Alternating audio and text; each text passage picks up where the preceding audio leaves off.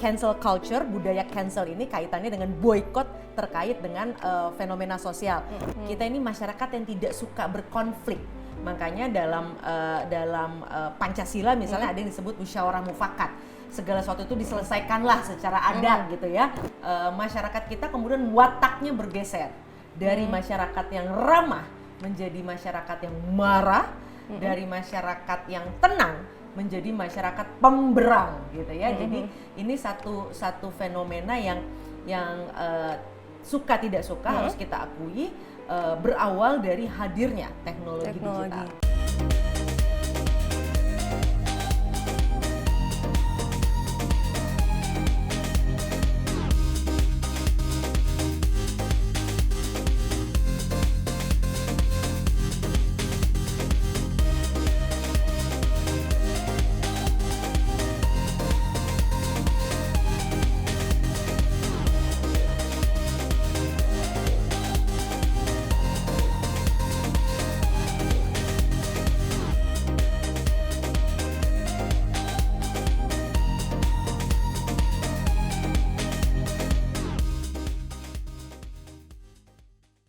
Hai bunda-bunda, apa kabarnya? Semoga sehat selalu ya. Senang sekali saya Azahra Masid dapat menjumpai bunda-bunda kembali di program kesayangan kita. Apalagi kalau bukan persembahan untuk bunda, bunda cerdas keluarga bahagia yang pastinya hanya di Mata Millennials Indonesia TV, matanya Indonesia. Dan selama 30 menit ke depan pastinya kami akan menyajikan informasi yang hangat disertai dengan narasumber yang pastinya inspiratif bun.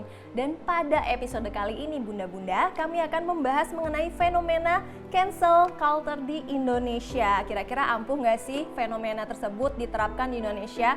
Dan bunda-bunda tahu tidak sih beberapa tahun terakhir ini media sosial ramai dengan istilah cancel culture. Cancel culture juga kerap digaungkan terhadap sejumlah tokoh publik maupun label ataupun produk tertentu bun.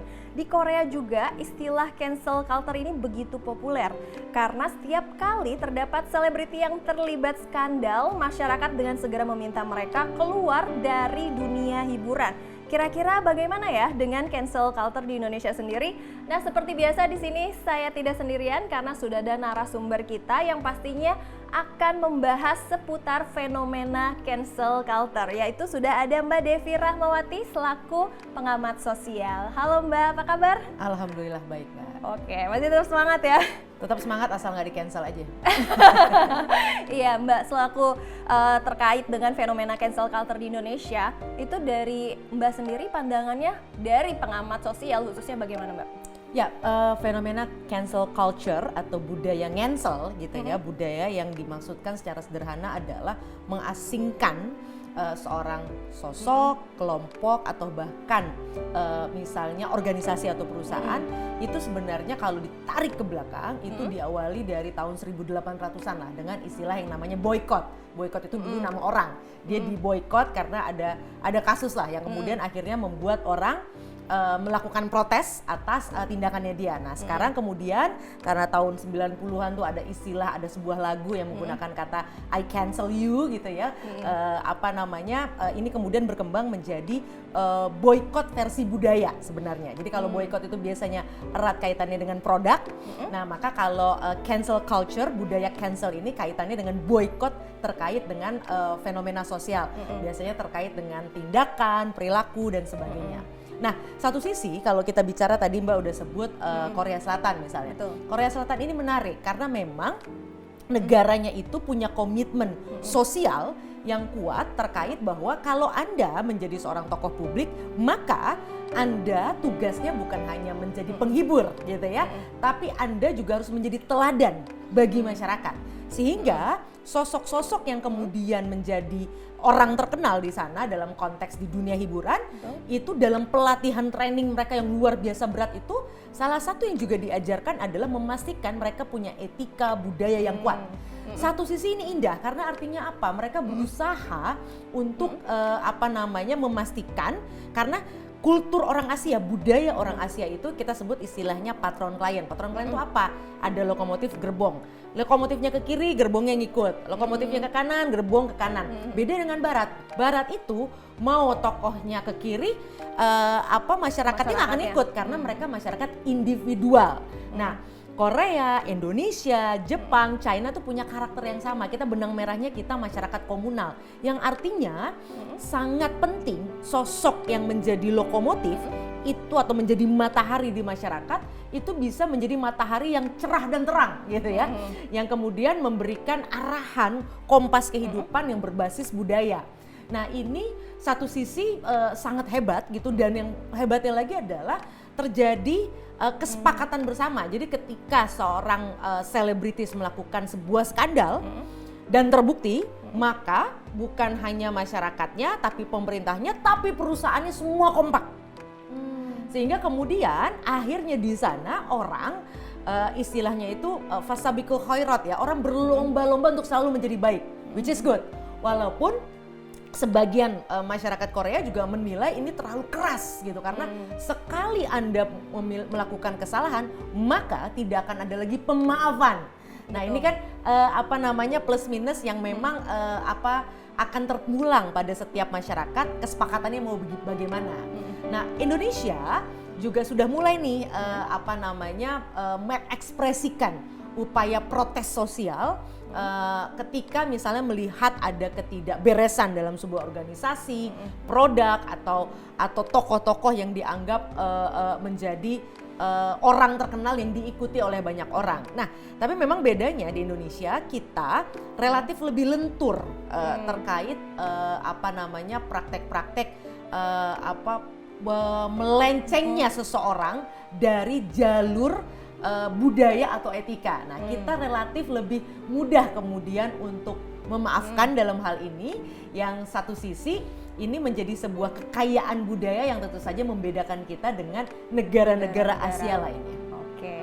Nah, berarti sebenarnya tapi kalau di Indonesia sendiri terkait dengan fenomena culture cancel culture gitu dari kapan sih sudah diterapkan? Gini, atau mungkin baru-baru ini aja?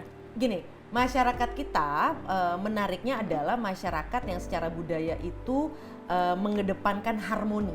Kita ini masyarakat yang tidak suka berkonflik. Makanya dalam Pancasila misalnya ada yang disebut musyawarah mufakat. Segala sesuatu itu diselesaikanlah secara adat gitu ya.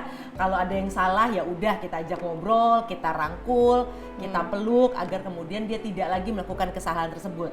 Dan kita lebih mengedepankan tadi semangat untuk kelihatan semuanya baik-baik saja. Yang disebut dengan semangat harmoni.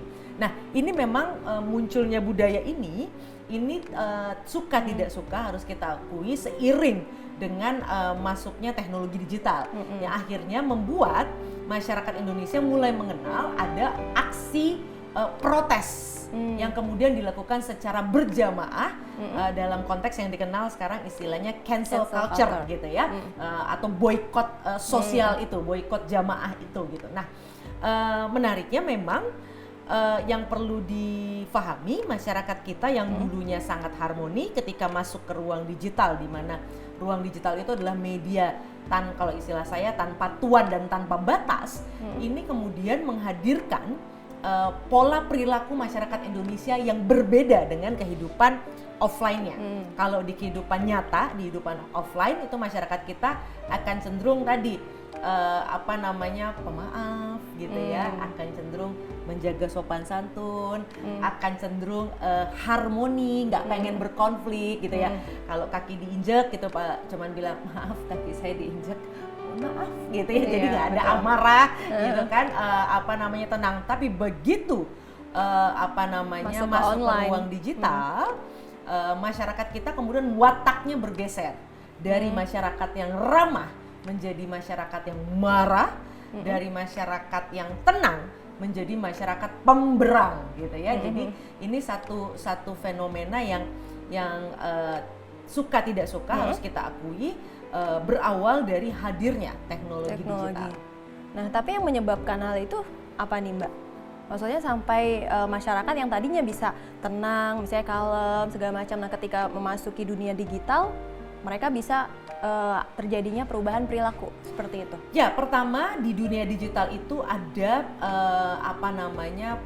yang disebut dengan anonimitas. Anda bisa menyamarkan identitas Anda, sehingga Anda merasa bahwa Anda bisa berperilaku seenaknya karena Anda bisa bersembunyi dari identitas palsu yang Anda siapkan. Jadi kalau misalnya Anda punya account real Anda, di situ Anda menunjukkan betapa bahagianya diri Anda, betapa kerennya diri Anda, betapa santun dan penuh normanya diri Anda. Second account Anda, third account Anda akan menampilkan sisi lain dari diri Anda yang bisa jadi sisi yang tidak mungkin Anda keluarkan, Anda ekspresikan di ruang nyata maupun di account nyata Anda di ruang digital. Itu Anda bisa tanda kutip akan sangat liar, yang membuat Anda bisa dengan mudah mengeluarkan kata-kata yang sangat kasar, lalu menyampaikan hal-hal tudingan yang kemudian tidak berdasar, padahal misalnya Anda adalah pribadi yang berpendidikan misalnya. Nah ini sering kali terjadi di ruang digital.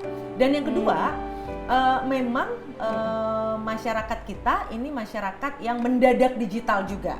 Kita tahu gara-gara pandemi 2020 seluruh dunia harus ada di rumah, maka kemudian kita mengalami yang disebut mendadak digital. Oke, wah ternyata seru juga nih Mbak pembahasannya, karena memang cancel culture sendiri itu kan juga belum banyak orang yang mengetahui persoalan fenomena tersebut. Nah tapi buat bunda-bunda yang ingin mengetahui lebih detail terkait dengan fenomena ini, jangan kemana-mana, tetap di Persembahan untuk Bunda.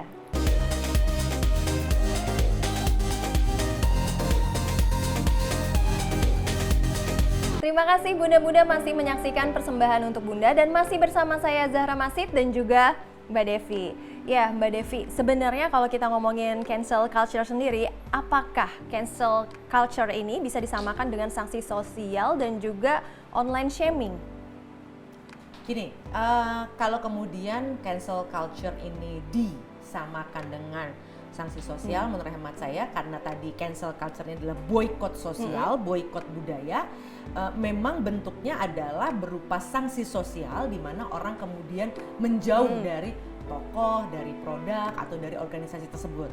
Wujud menjauhnya, sanksi sosial seperti apa? Nggak pakai lagi produknya, nggak nonton lagi filmnya, atau nggak mau dengerin lagi lagunya. Itu adalah bentuk sanksi sosial yang biasanya diberikan oleh masyarakat secara berjamaah, secara rame-rame keroyokan. Nah, kalau kemudian apakah ini online shaming? Online shaming menurut saya adalah bentuk atau cara yang kemudian dilakukan oleh orang-orang yang secara berjamaah melakukan boykot sosial tadi. Caranya adalah dengan mempermalukan orang tersebut, dengan kemudian mengeluarkan berbagai aib yang dianggap kemudian menjadi bagian dan menjadi alasan kenapa kita semua misalnya harus melakukan boykot terhadap orang tersebut.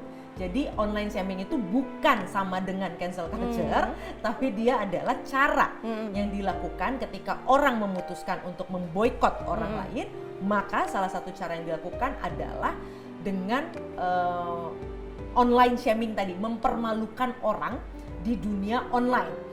Nah, ini yang berbahaya, oleh karenanya dalam istilah saya, cancel culture bisa berujung menjadi cancer culture. Dia bisa membunuh hidup dan penghidupan orang yang kemudian menjadi objek atau target dari boykot sosial tersebut. Sederhana, ketika Anda sudah tidak dipakai lagi produknya, lagunya sudah tidak didengarkan dan sebagainya, maka Anda bisa tidak hidup, ya kan? Karena misalnya kalau memang penghasilan Anda adalah dari berkesenian misalnya gitu, entah bermain film atau nyanyi, dan itu udah nggak ada lagi yang nonton atau mendengarkan, nah berarti artinya Anda kan harus mencari jalan lain untuk bisa hidup. Makanya sekali lagi, kalau dalam istilah terminologi saya sendiri, cancel sama dengan cancer culture, yang artinya sangat mungkin membunuh hidup dan penghidupan targetnya. Oke, ternyata ini sebenarnya beresiko juga ya, khususnya bagi seorang public figure yang memiliki banyak karya. Karena kan memang public figure sama karya-karyanya itu kan tidak bisa dipisahkan nih Mbak. Tapi jika melakukan cancel culture, apakah kita juga harus memblokir semua karya-karya artis yang juga terkena cancel culture tersebut sebagai upaya kita, sebagai upaya masyarakat kita nih menerima fenomena dari cancel culture tersebut? Ya, kalau ini memang terpulang pada kesepakatan setiap masyarakat di setiap negara misalnya. Kalau Korea Selatan menurut saya hebat betul, satu negara kompak gitu ya, sehingga kemudian mereka bisa selalu memastikan orang yang menjadi tokoh publik, yang artinya dia mendapatkan banyak keuntungan, ketenaran, kekayaan, dia punya tanggung jawab sosial untuk menampilkan dan menjadi contoh yang benar. Nah, makanya masyarakatnya langsung sepakat, sekali once Anda salah, ya selesai. Karena itu hanya berlaku pada tokoh, karena menurut mereka ya itu bentuk kompensasi Anda dapat ketenaran, saya keluarkan duit saya untuk menonton Anda, untuk membeli album Anda dan sebagainya ya. Di satu sisi Anda harus berperilaku baik. Nah, itu di Korea. Di Indonesia, di Amerika tentu saja berbeda-beda. Nah, ini terulang pada masyarakat kita. Apakah kemudian kita akan melakukan tindakan seperti Korea misalnya. Nah, kalau kemudian ini memang sudah menjadi bagian dari kesepakatan nasional, itu lain hal. Tapi yang paling penting adalah menurut hemat saya ketika kita melakukan boikot sosial tadi, kita tetap harus memperhatikan etika. Artinya begini, karena tadi kan saya sempat bilang orang tuh mendadak digital. Apa resikonya ketika mendadak digital? Tidak peduli dia punya pendidikan tinggi, tidak peduli dia orang yang kaya atau tidak. Begitu masuk ruang digital, mereka akan terjebak pada semangat kecepatan, bukan ketepatan. Jadi ketika mendengar ada gosip gitu ya, ada dugaan seseorang, udah jelas kata-katanya pakai dugaan.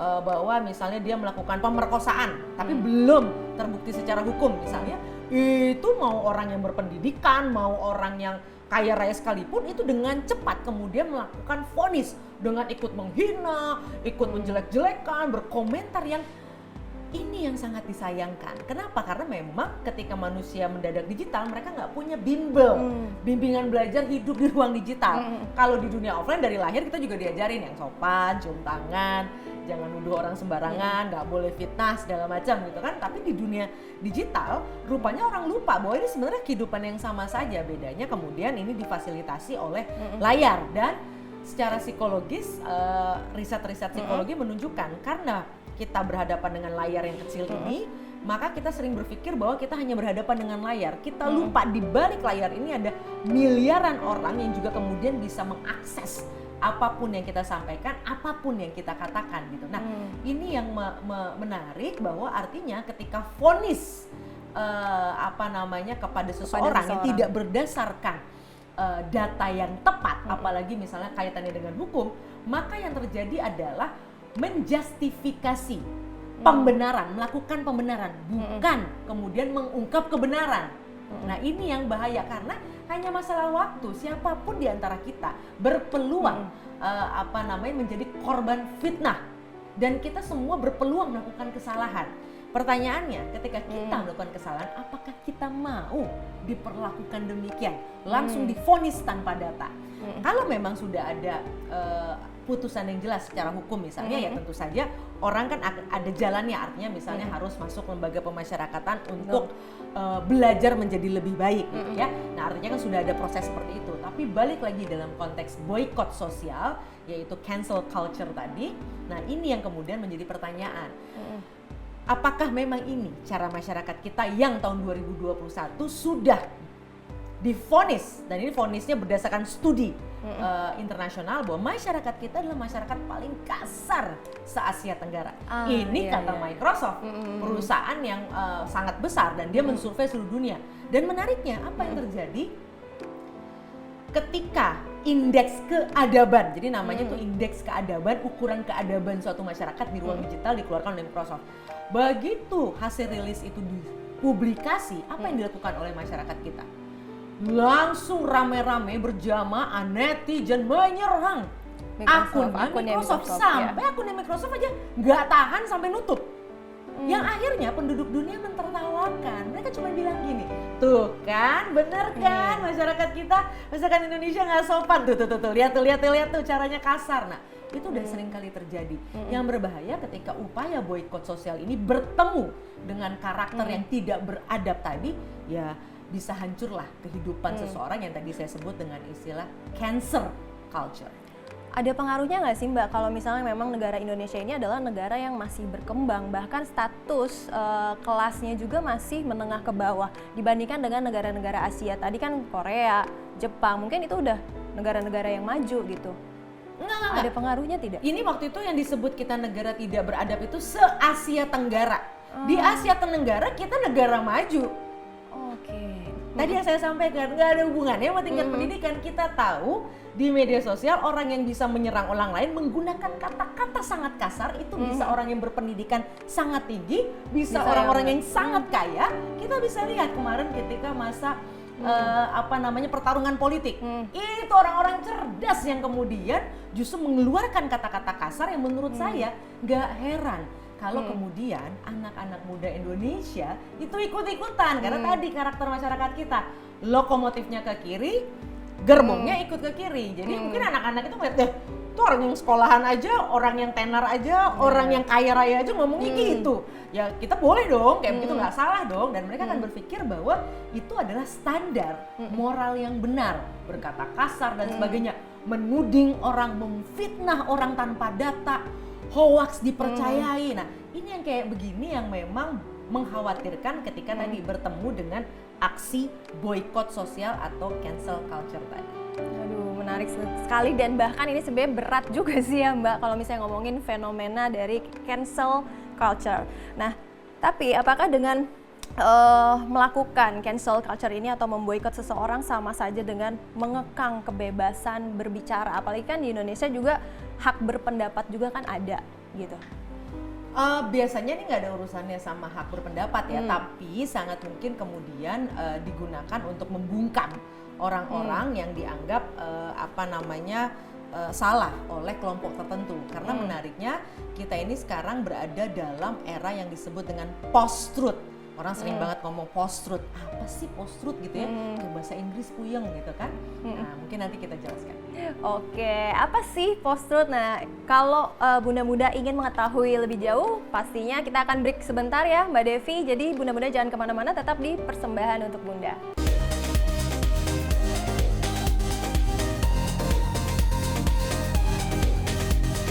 Terima kasih bunda-bunda masih setia di Persembahan untuk Bunda dan masih bersama saya Zahra Masid dan juga dengan Mbak Devi. Ya Mbak Devi, terkait dengan tadi kan Mbak Devi sudah sounding nih seputar post-truth. Nah itu mungkin bisa dijelaskan kembali bagaimana? Post-truth itu adalah ketika di era digital ini yang disebut dengan kebenaran adalah sesuatu yang sesuai dengan maunya saya. Jadi bukan lagi kebenaran yang berbasis data yang tepat gitu ya. Jadi kalau misalnya ada informasi bahwa matahari itu data yang benar kan matahari terbit dari timur. Tapi kalau misalnya kita memang percaya pokoknya matahari terbit dari barat, mau ada ahli paling jenius dari Amerika Serikat, dari luar negeri ngomong matahari terbit dari timur sekalipun, kita tidak mau percaya dan malah menganggap informasi bahwa matahari terbit dari timur itu adalah hoax. Itu yang disebut dengan post-truth. Jadi kebenaran bukan lagi berdasarkan data objektif keilmuan, ahli-ahli dan data-data nyata, tapi berdasarkan apa yang saya mau, apa yang saya percayai dan apa yang saya gemari. Nah, jadi kalau saya senengnya pokoknya bilang matahari terbit dari Tenggara ya suka-suka saya, menurut saya itulah kebenaran. Nah ini yang berbahaya ketika kita melihat ada seseorang yang kemudian dianggap melakukan kesalahan yang bisa jadi digosipkan, belum tentu benar karena resiko menjadi orang terkenal tentu saja ada yang pro, ada yang suka, ada yang tidak suka. Orang-orang yang tidak suka seringkali juga melakukan tindakan-tindakan yang tidak tepat gitu ya, untuk mengekspresikan kesukaannya dengan melakukan fitnah atau dalam istilah sekarang menyebarkan hoax. Hoax itu kan sesuatu yang tidak bisa dipertanggungjawabkan sebagaimana halnya fitnah.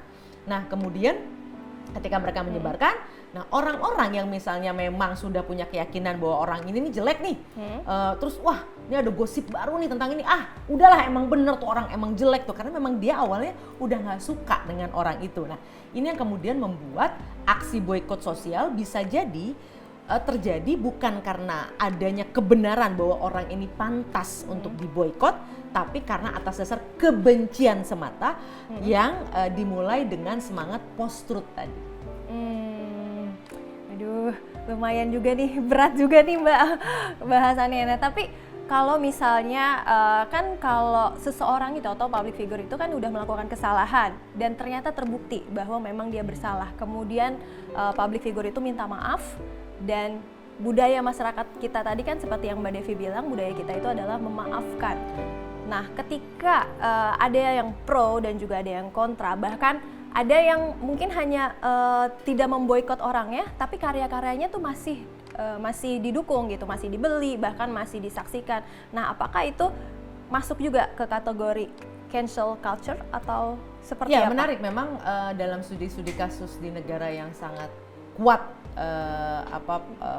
praktek boykot sosial atau cancel culture ini, Korea misalnya, beberapa band yang kemudian diboykot itu lagunya tetap bisa mencapai chart nomor 1 gitu ya. Artinya kalau bicara karya itu kan sesuatu yang sebenarnya melewati batas suku, agama, ras atau sang penciptanya sendiri, karena itu sesuatu yang bisa dinikmati gitu ya. Nah, ini berpeluang walaupun orangnya di cancel, orangnya diboykot, maka karya-karyanya tetap berpeluang untuk bisa dinikmati, karena pada akhirnya bicara karya itu bicara rasa. Kalau sudah rasa itu mampu membuat orang menjadi jatuh cinta, walaupun misalnya orangnya tidak nyaman, kita tidak nyaman dengan penciptanya atau pelantunnya, tapi karyanya tetap bisa untuk dinikmati. Oke, nah tapi Mbak Devi, sebenarnya kalau cancel culture ini termasuk hal yang tepat tidak sih untuk diterapkan misalnya dalam budaya Indonesia sendiri? Apalagi dilihat dari pelaku-pelaku public figure gitu, banyak yang melakukan skandal, terus banyak juga misalnya yang dari para politisi segala macam gitu melakukan kata-kata kasar, termasuk di sosmednya sendiri. Nah, apakah budaya atau misalnya fenomena cancel culture ini tepat dilakukan khususnya di Indonesia? Kalau saya salah satu yang tanda kutip melihat apa yang dilakukan Korea itu cukup benar. Artinya saya cukup mendukung, karena artinya gini, sudah menjadi tanggung jawab Anda ketika Anda menjadi tokoh sosial, ya Anda harus berusaha menjadi lebih baik dari orang lain. Tapi saya juga bahagia masyarakat kita punya kearifan sosial dengan mudah juga memaafkan. Jadi menurut saya gabungan antara apa yang dilakukan Korea dengan berusaha mendorong, dan siapapun yang menjadi tokoh itu berusaha menjadi lebih baik karena dia adalah matahari bagi masyarakat, itu bagus sekali. Tapi ketika melakukan kesalahan, kita tetap bisa menggunakan pendekatan masyarakat kita yang lentur, fleksibel, dan memiliki ruang hati yang luas untuk memaafkan. Oke, nah tapi kalau misalnya dilihat dari budaya kita juga kan misalnya ketika public figure yang memang sudah banyak followersnya, baik itu influencer ataupun public figure tentunya, ketika mempunyai banyak followers dan melakukan kesalahan, mungkin banyak yang meninggalkan public figure tersebut, tapi tidak sedikit pula nih Mbak yang masih tetap pro dengan kesalahan yang dia lakukan. Nah, kira-kira nih bagaimana seharusnya kita melakukan suatu pembenaran? Artinya kita harus bagaimana misalnya untuk mendukung artis tersebut, ataukah memang yang sebenarnya itu adalah kita harus meninggalkan suatu influencer yang memang dulunya sudah kita dukung tetapi malah mempunyai skandal ataupun isu-isu dan yang problematik seperti itu. Ya, memang kalau kita bisa rasional, tidak emosional, hal yang baik kita tetap pedomani, kita tetap teladani, tapi hal yang buruk tentu saja menjadi cara kita untuk belajar agar tidak mengulangi kesalahan yang dilakukan oleh tokoh-tokoh publik itu. Oke, nah siapa saja sih sasaran yang tepat khususnya ketika akan melakukan cancel culture? Kira-kira, dan apakah merata nih mulai dari influencer sampai politisi? Ya, ini terpulang pada yang pasti pattern-nya, polanya adalah orang-orang atau institusi besar yang misalnya memiliki karya yang memang diketahui, dikenal, dan dinikmati oleh publik. Mereka berpotensi untuk kemudian menjadi sasaran dari boikot sosial karena satu, mereka memiliki dampak yang luas terhadap masyarakat. Artinya karyanya, produknya digunakan masyarakat. Sehingga ketika mereka melakukan kesalahan, sangat mungkin ini menimbulkan gerakan sosial, gerakan massal untuk kemudian protes terhadap aksi-aksi dari individu ataupun institusi yang dianggap tidak sesuai dengan moral, tidak sesuai dengan standar misalnya dan sebagainya. Sehingga artinya memang perlu menjadi kepedulian semua pihak, baik lagi-lagi maupun individu maupun institusi yang memang memiliki pengaruh kepada masyarakat yang sekarang dengan mudah ditandai sedikitnya dengan jumlah follower misalnya. Kalau Anda udah punya follower minimal 1000 saja, itu kan berarti Anda harusnya paham, Anda tanda kutip ya, menjadi imam, menjadi kompas bagi 1000 orang itu. Masa sih Anda mau mengajak 1.000 orang itu sama-sama masuk ke lubang, atau ibaratnya Anda ngajak orang masuk ke selokan, terluka, berdarah, bahkan sampai meninggal. Ini kan ilustrasinya. Nah, apakah tega? Apakah itu misi hidup Anda? Kan itu harusnya kita pertanyakan kepada siapapun yang memang sudah minimal punya jamaah 1.000. Itu harusnya Anda sudah sadar, Anda sudah tokoh sebenarnya. Paling tidak di ruang-ruang digital itu. Nah, untuk itu Anda harus mulai terus memperbaiki diri Anda. Salah itu nggak apa-apa, tapi yang penting dari kesalahan adalah jangan diulangin. Bukan nggak boleh salah, Tuhan aja memberikan ruang. Tapi yang disebut dengan tobat yang paripurna adalah tobat yang bukan nggak boleh salah, tapi jangan diulangin. Kalau melakukan kesalahan yang lain boleh aja, tapi nanti diperbaiki lagi, tapi jangan diulangin lagi. Hanya itu saja sebenarnya, dan itu tidak mudah memang. Makanya yakin mau jadi tokoh publik, karena pertanggungjawabannya besar, pasti dunia akhirat. Nah, itu saja yang perlu dijawab oleh setiap orang. Oke, berarti kan sebenarnya dari Mbak Devi sendiri menekankan kepada sebagai seorang tokoh publik ataupun influencer, bagaimana kita harus bersikap, mempunyai attitude dan juga karakter yang bagus. Misalnya contohnya seperti di Korea ya, ketika memang mereka harus di training sampai mereka bisa menjadi bintang yang besar dan perilakunya juga bagus gitu. Tapi kalau dilihat dari masyarakat kita, kebanyakan itu kan banyak yang mungkin ada aksi-aksi pansos atau panjat sosial, Mbak. Jadi kalau misalnya ingin terkenal, mereka harus membuat skandal dulu, bahkan harus membuat isu yang sedemikian rupa untuk dikenal. Nah, itu kan berarti bad habit ya, Mbak, seperti itu. Nah, kalau dari pandangan dari Mbak Devi selaku pengamat sosial, ini bagaimana melihat masyarakat atau budaya yang ada di Indonesia yang saat ini seperti itu? Ya, pansos, panjat sosial tadi tentu saja bisa dilakukan dan bisa berdampak ketenaran, tapi tentu saja sifatnya tidak akan kekal. Dia sifatnya hanya akan sementara. Nah, kalau kemudian ada orang yang memilih jalan-jalan kecepatan daripada kebenaran, ya bisa dipastikan hal tersebut tidak akan kekal. Oke. Nah, terakhir dari Mbak Devi, kira-kira tipsnya khususnya bagi netizen, mungkin bagi masyarakat misalnya yang mempunyai atau misalnya mengikuti publik ataupun figur segala macam gitu, kita harus bersikap seperti apa, dan sebagai seorang influencer juga harus seperti apa? Ya, sebenarnya siapapun sebagai manusia kita punya tanggung jawab. Kita adalah pemimpin bagi diri kita sendiri, dan sebenarnya pemimpin bagi keluarga dan lingkungan kita. Oleh karenanya sebagai pemimpin, sebagai orang yang dicontoh, sudah selayaknya kita memastikan diri kita menorehkan sejarah yang baik, yang ketika kita sudah menghembuskan nafas terakhir, semua orang mengenang kita sebagai sosok yang memang pantas diteladani. Oleh karenanya mekanisme sosial cancel culture bisa jadi salah satu mekanisme kontrol sosial yang baik, tapi jangan sampai kemudian itu berubah menjadi cancer culture. Oke, terima kasih Mbak Devi udah hadir. Ya, Bunda-Bunda, terima kasih sudah menyaksikan persembahan untuk Bunda, dan saya Azahra Masid bersama dengan Mbak Devi, kami pamit undur diri, dan jangan lupa untuk saksikan terus persembahan untuk Bunda di episode selanjutnya yang pastinya nggak kalah menarik hanya di Mata Millennials Indonesia TV, matanya Indonesia.